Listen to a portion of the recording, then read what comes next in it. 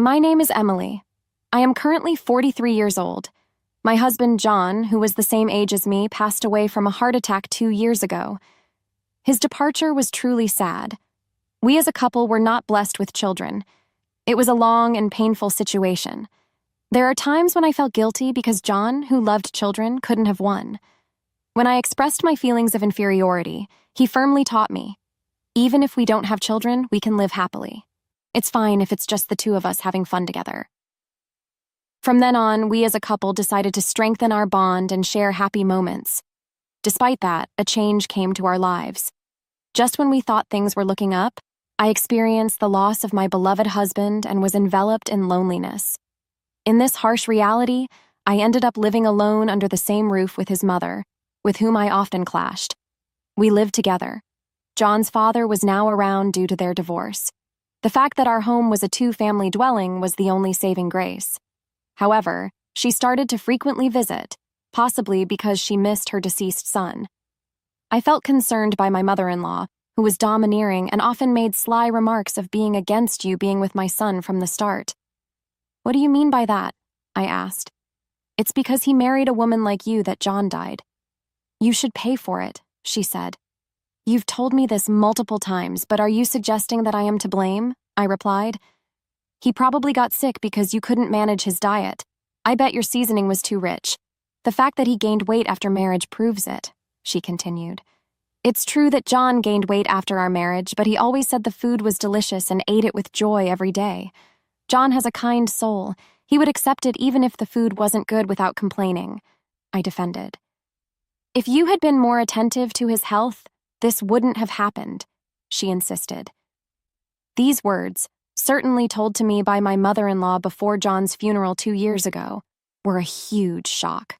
She made it seem like John's illness and passing were my fault. Those words were extremely painful for me.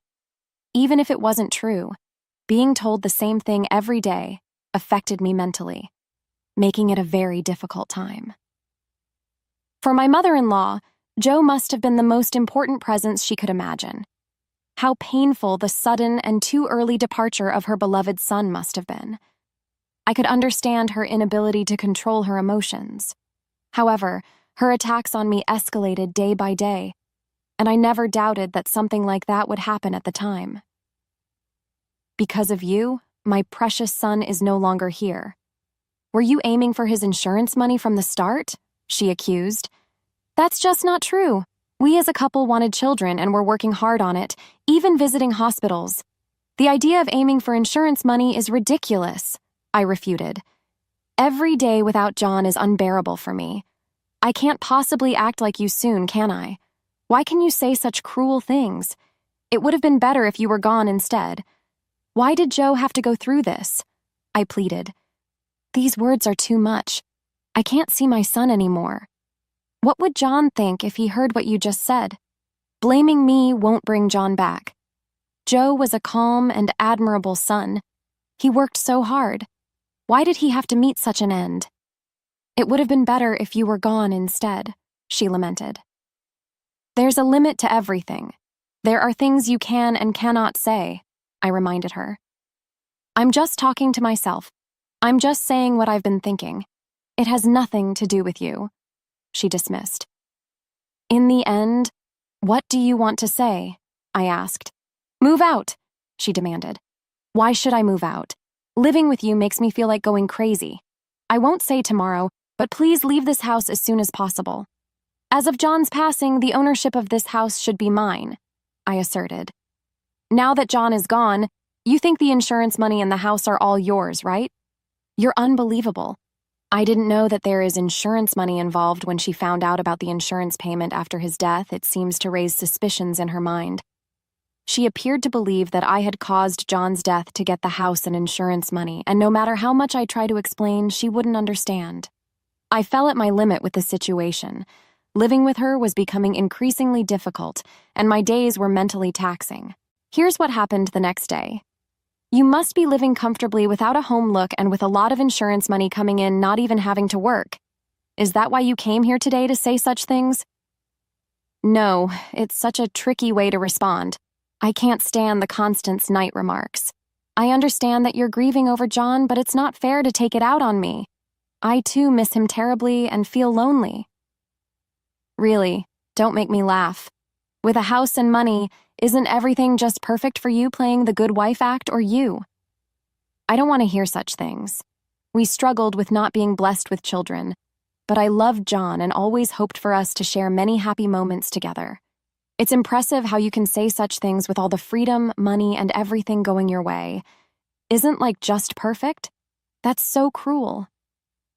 If I could exchange the money and house to have John back, I would do it in a heartbeat. Oh, so you're saying you don't need the insurance money then? Why would you even say that? If you don't need it, then also have it, right? This money is the last gift John left for me thinking of my future after he's gone.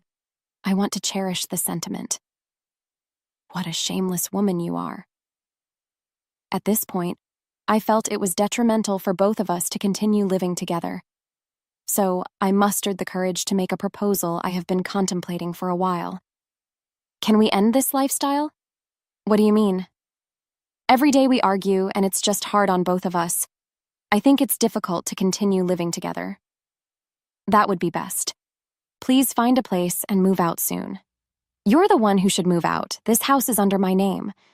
I can't believe you're trying to kick me out. You're even worse than I thought. The house is too big for me alone. I'm considering selling it once, then settle down. Plus, properties around here seem to sell for a good price. Just when I thought about what you'd suggest next, it's about money again. How much more do you need to be satisfied? If you're thinking of selling, you should just give it to me. Living alone, this house will be too big for you as well, and maintaining it, including property taxes, could be a burden. I can help you find an apartment. Or should I pay rent when I can live here? If you're planning to sell, you should give it to me. I believe the rent for an apartment would be more affordable than maintaining the whole house. I can't afford to pay rent every month. I will help with the rent. If that's the case, that's fine. I'm glad to be freed from living with you. I always thought it would be the worst to be with you till the end. Promise me financial assistance. All right then, let's start looking for an apartment soon. So we decided to live separately. Mother-in-law seems to be struggling financially, so I intended to help her with the apartment fees. Our relationship is complicated, but she is the mother of my beloved husband, John. I want to support her as much as I can. Around the time I started looking for her new apartment, I suddenly fell ill. The diagnosis was cerebral hemorrhage. Luckily, it wasn't life-threatening. Including my recuperation period, I spent 2 months in the hospital. During my stay, mother-in-law never visited me. My parents and sister took turns caring for me. Thanks to their support, I could return to almost my regular daily life with only slight residual symptoms. And just like that, my 2-month hospital stay flew by, and the day of my discharge arrived. I ordinarily intended to return to my parents' house for a while, but when I went home to get my belongings, I was met with a shocking scene. What, the house is gone? What happened? I stood there in disbelief. Mother-in-law appeared as if she had been waiting for me. Congratulations on your discharge. I didn't expect you to come back looking so well. There are barely any lingering effects, and I can return to my daily life. Well, that's good to hear. I do not disagree with you coming back so healthy. More importantly, what happened to the house while I was hospitalized? About that, I sold it for about $150,000. What do you mean? So you sold that without consulting me? I had a friend who wanted to live around here. Her husband works nearby, and they're in a hurry to find a place, so I just sold it. Selling it without even telling me is unacceptable. It's not a big deal. Right after you were hospitalized, I got this offer. I thought even if you survived, you'd probably have difficulties living normally and might end up in a facility. So I made a decision on my own. Don't be mad. I can't believe it. But thanks to me finding a buyer, we got $150,000 from selling the house, unbelievably, while I was in the hospital. Mother-in-law sold the house without asking me. Their acquaintance had always wanted the land around my house, and mother-in-law took it upon herself to conduct a private transaction. Are you planning to sell someone's house without consulting them and then keep the money for yourself? The house was originally under John's name, right? That's true, but I don't think it's any of your business. Anything that belongs to my son John is mine. You interpret everything in your favor, but that's not how it works. What do you mean? When John passed away, the house title changed to my name. So what? Selling a house without the owner's consent is almost criminal, you know. Please don't call me a criminal. Who would you think you'd be able to live a normal life after hearing about the cerebral hemorrhage? That doesn't mean you can just sell it. Why are you making such a scary face? Do you think you'd win in court? How about splitting expected to $50,000 so $75,000 each? It's not about the money. Then why are you so angry? Why I was hospitalized. She sold our house on her own and used the money to buy a condo for herself. Coincidentally, a condo next to our house was on sale for about $75,000, and she lives there now. Moreover, my belongings were placed in the new home. When I had my cerebral hemorrhage, she seems to have doubted my condition was serious and made various decisions ahead of time. During these 2 months, I decided to tell the self-centered woman the truth. The house is no longer under my name. What do you mean? I was in the process of selling the house while I was hospitalized. So what? Because of the good location, it was quickly decided. I was supposed to handle the procedures after I got discharged, but I've already sold it, so it's too late. You should cancel it right away. It's my house, so I don't have any reason to cancel. Please explain the situation to your acquaintance and refund the $150,000. What are you talking about? I've already bought a condo, so I can only return half of it. Then you'll have to sell the apartment you're living in now to refund the money, won't you? My clients also seem to be planning on demolishing the house, so it's convenient. I also have to move forward with the procedures. So please refund the money soon. Wait a minute, we're not done talking yet. I'm thinking of returning to my parents' home, so I'd appreciate it if you could send my belongings there. Wait, I think today will be the last time I see you. Please take care. Following this, I cut ties with her. Later, I heard she apologized to her acquaintance whom she has sold the house to without permission and repaid them. The cost, including demolition and inconvenience fees, amounted to about $170,000. Furthermore, although she sold her apartment, its value had decreased since her purchase. Consequently, she ended up with significant debt. On the other hand, due to her actions, I saved on demolition costs and made a considerable profit from selling my house. Then a new house was built on the land where we had lived. I was nostalgic about the familiar place where I have spent happy times with John. Seeing the new house evoked bittersweet feelings, but I visited the place. Unexpectedly, someone I never wanted to see again appeared. Well, it's been a while, hasn't it? Why are you here, mother-in-law? I'm on my way to work. You're going to work now? Yes. So you've started working? I'm in detail because of you. Why is that? I have nothing to do with it. What happened to the assistant for my apartment you talked about? We've cut ties and are no longer family, so that discussion is void. John would be saddened by the situation. I'd say the same thing to you. What do you mean? John always prioritized me and treated me with such kindness. He was always considerate, wasn't he? What are you trying to say? You used to blame me almost every day, right? Saying that John's death was my fault. Yes, because it's the truth. How do you think John would feel if he heard that? Mother-in-law, it's that the loss were worse.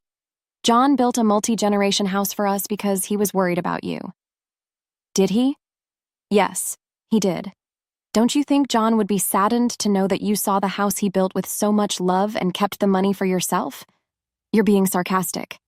If Joe hadn't met you, he would still be alive today. Are you still going to say that? Will that change how you feel? I have no reason to be lectured by you. Now that you've got so much money, you should at least take on some of the debt. You're still family, aren't you? I never really liked you, but I intended to take care of you because you're the beloved mother of John. Of course, that's the least you can do. But honestly, I cannot forgive some of the things you've done and said after I had a stroke. I just can't forget the hurtful words you've said to me. That was months ago. Don't hold the grudge. It's hard for the person who was hurt by those words to forget. You're quite tenacious, aren't you? Call it what you will. I'm not involved anymore. By the way, aren't you supposed to be at work by now? Oh, look at the time. Take care on your way. If it weren't for you, I'd be enjoying a piece for retirement by now. Sounds like you regret your choices. Instead of blaming others, maybe it's best to reflect on your own actions. I then spoke my mind to her and left the scene. It's been only 2 years since John passed away. Thanks to the money he left behind, I'm now able to lead a stable life. The money that John left for me is invaluable, and I intend to use it wisely. I've purchased an apartment near my parents' house, and I'm living there alone. I miss having John by my side, but I find comfort in believing he's watching over me from heaven. I want to live a long, healthy life, cherishing the memories I shared with John and living for the both of us. My dream is to one day reunite with them in heaven and share all our treasured memories once again.